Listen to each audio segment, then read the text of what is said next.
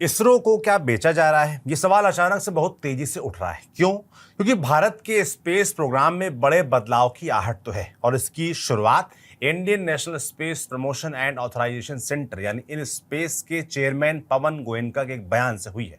गोयनका ने कहा है कि आने वाले समय में इसरो खुद लॉन्च व्हीकल्स की मैन्युफैक्चरिंग नहीं करेगा, रॉकेट्स का प्रोडक्शन प्राइवेट सेक्टर या पीएसयू के पास जा सकता है। इसके बाद सवाल उठा, क्या भारत का स्पेस प्रोग्राम अब निजी हाथों में जा रहा है? इसी बयान के बाद कांग्रेस नेता जयराम रमेश ने सरकार पर इसरो को कमजोर करने और स्पेस सेक्टर में आक्रामक प्राइवेटाइजेशन की तरफ बढ़ने का आरोप लगाया। उन्होंने सवाल उठाया कि 6 दशक में इसरो ने जो तकनीकी और संस्थागत क्षमता बनाई है उसका क्या होगा। सरकार ने आरोपों को खारिज कर दिया है। केंद्रीय मंत्री जितेंद्र सिंह ने कहा है कि इसरो को कमजोर नहीं किया जा रहा है बल्कि उसे बड़े और ज्यादा जटिल मिशन के लिए तैयार किया जा रहा है। बीजेपी का भी यही तर्क है कि भारत अब सिर्फ सरकारी स्पेस प्रोग्राम के भरोसे नहीं रह सकता, देश को इसरो के साथ प्राइवेट कंपनियों और स्टार्टअप्स की ताकत भी चाहिए। तो आखिर हो क्या रहा है? क्या इसरो का प्राइवेटाइजेशन हो रहा है या भारत अपने स्पेस प्रोग्राम का पूरा मॉडल बदल रहा है?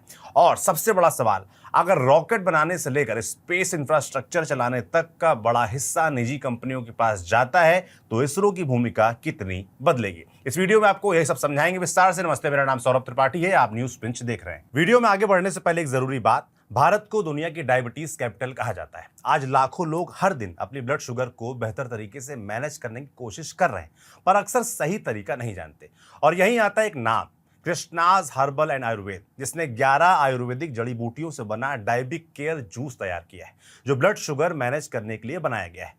क्लिनिकल इवैल्यूएशन में पाया गया है कि इसके नियमित इस्तेमाल करने पर फास्टिंग ब्लड शुगर में लगभग 20%, पोस्टप्रांडियल ब्लड शुगर में लगभग 40% और HbA1c में लगभग 15.8% की कमी देखी गई। 10 लाख से ज्यादा लोग इस पर भरोसा जता चुके हैं। डायबिटीज के साथ जीना मुश्किल हो सकता है, लेकिन सही जानकारी और रोज की सही आदतें इसे बेहतर मैनेज करने में मदद करती हैं। ज्यादा जानने के लिए डिस्क्रिप्शन में दिए गए लिंक पर क्लिक करें। वापस लौटते हैं मुद्दे पर। सबसे पहले यह समझना जरूरी है कि सरकार इसरो को किसी प्राइवेट कंपनी को बेचने या उसका सरकारी कंट्रोल खत्म करने की तैयारी नहीं कर रही। बदलाव इसरो के मालिकाना हक में नहीं, उसके काम करने के तरीके में।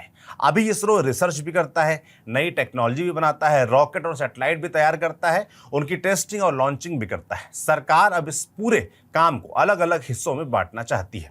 जो टेक्नोलॉजी विकसित हो चुकी है और जिसका बड़े पैमाने पर प्रोडक्शन किया जा सकता है उसे इंडस्ट्री को दिया जाए, और इसरो अपना ज्यादा वक्त नई टेक्नोलॉजी, रिसर्च और बड़े साइंटिफिक मिशन पर लगाए। यानी इस मॉडल में इसरो नई टेक्नोलॉजी तैयार करेगा, प्राइवेट कंपनियां उसका बड़े पैमाने पर प्रोडक्शन करेंगी और कमर्शियल इस्तेमाल को आगे बढ़ाएंगी।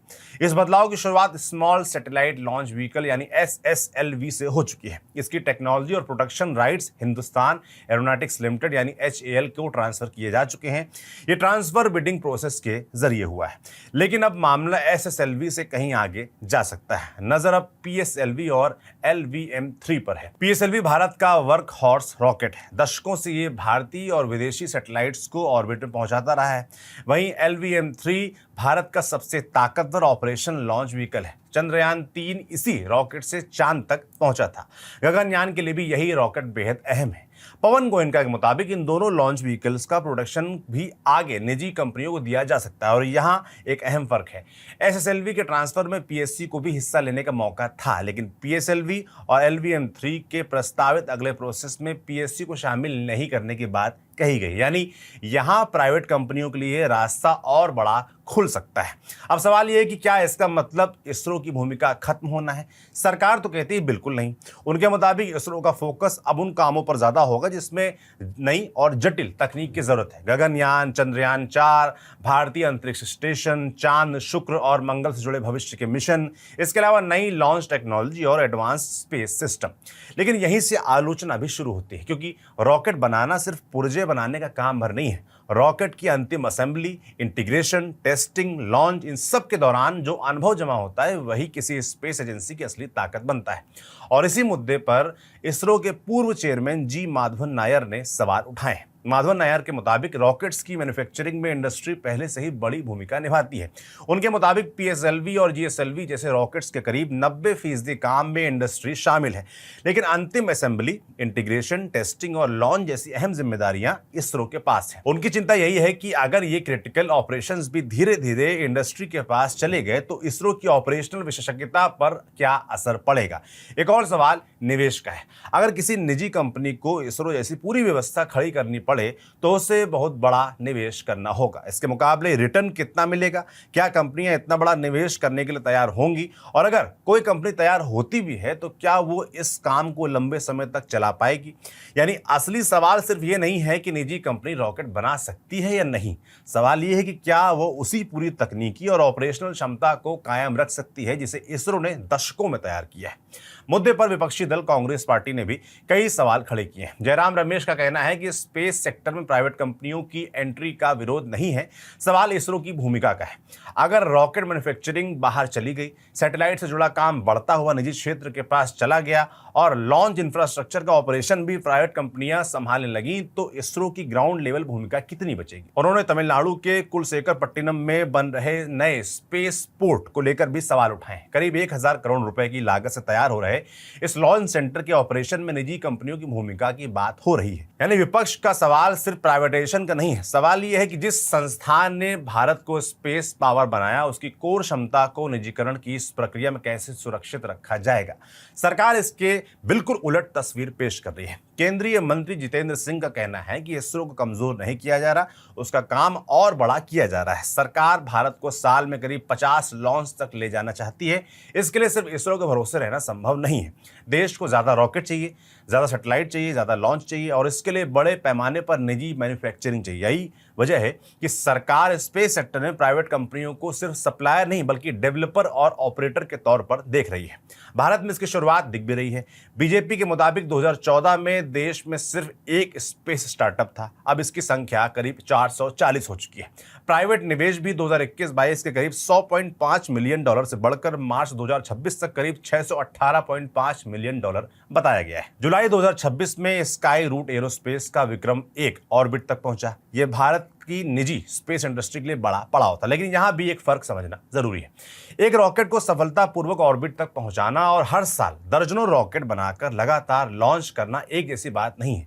अगर भारत को सालाना 50 लॉन्च तक पहुंचना है तो सिर्फ स्टार्टअप्स का बढ़ना काफी नहीं होगा, एक पूरी इंडस्ट्री खड़ी करनी होगी, सप्लाई चेन बनानी होगी, टेस्टिंग और लॉन्च की क्षमता बढ़ानी होगी और सबसे अहम, लगातार सरकारी और कमर्शियल मांग पैदा करनी होगी। इसीलिए सरकार खुद एंकर कस्टमर बनने की बात कर रही है। डिफेंस सेक्टर में प्राइवेट कंपनियों को 31 सैटेलाइट्स का ऑर्डर दिए जाने की बात सामने आई है। इसी बड़े प्रोग्राम के तहत इसरो से 21 सैटेलाइट्स बनाने की उम्मीद है। यानी सरकार चाहती है कि निजी कंपनियां आए भी और उन्हें काम भी मिले। बदलाव सिर्फ रॉकेट तक सीमित नहीं है, सैटेलाइट बिजनेस में भी नया मॉडल तैयार हो रहा है। प्राइवेट कंपनियां खुद सैटेलाइट के मालिक बने, डेटा हासिल करें और उसे कमर्शियल सर्विस में बदलें। यही वो जगह है जहां स्पेस इकोनॉमी का बड़ा हिस्सा बन सकता है। कृषि, मौसम, mapping, communication, defence, disaster management, इन तमाम क्षेत्रों में स्पेस डेटा का इस्तेमाल बढ़ सकता है। भारत की स्पेस इकोनॉमी फिलहाल करीब $8 बिलियन बताई जा रही है। लक्ष्य है कि इसे 2033 तक करीब $44 बिलियन तक ले जाया जाए। सरकार मानती कि इतनी बड़ी छलांग सिर्फ इसरो नहीं लगा सकता, लेकिन इस पूरे मॉडल की सबसे बड़ी परीक्षा यही होगी कि प्राइवेट सेक्टर के आने के बाद इसरो की कोर क्षमता कितनी मजबूत रहती है। क्या निजी बड़ी जो कंपनियां हैं वो बड़े पैमाने पर रॉकेट बना पाएंगी? क्या वो निवेश और जोखिम लंबे समय तक उठा पाएंगी? क्या इसरो के वैज्ञानिक और इंजीनियर नई रिसर्च के साथ साथ अपनी ऑपरेशनल विशेषज्ञता भी बनाए रख पाएंगे?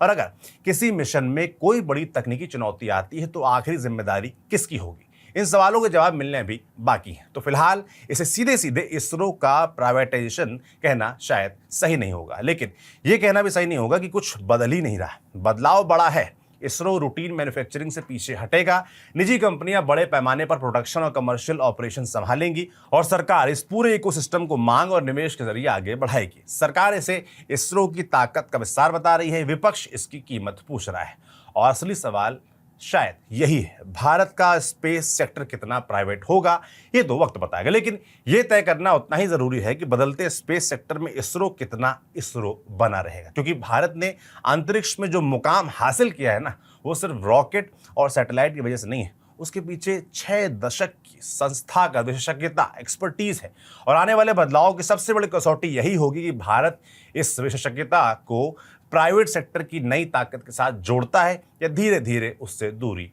बना लेता है। नजर हमारी भी रहेगी, नजर आपकी भी रहेगी, जो होगा भविष्य के गर्त में आप तक हम जरूर पहुंचाएंगे। बाकी जो इसरो से जुड़ी ये पूरी खबर थी, जो रिपोर्ट थी, उसके बारे में आप क्या सोचते हैं कमेंट बॉक्स में लिखकर जरूर बताइएगा। इसे लिखा था हमारे साथी खुशबू ने। मेरा नाम सौरभ त्रिपाठी, कैमरे के पीछे मेरे साथी सुधांशु। देखते रहिए न्यूज़ पिंच। शुक्रिया।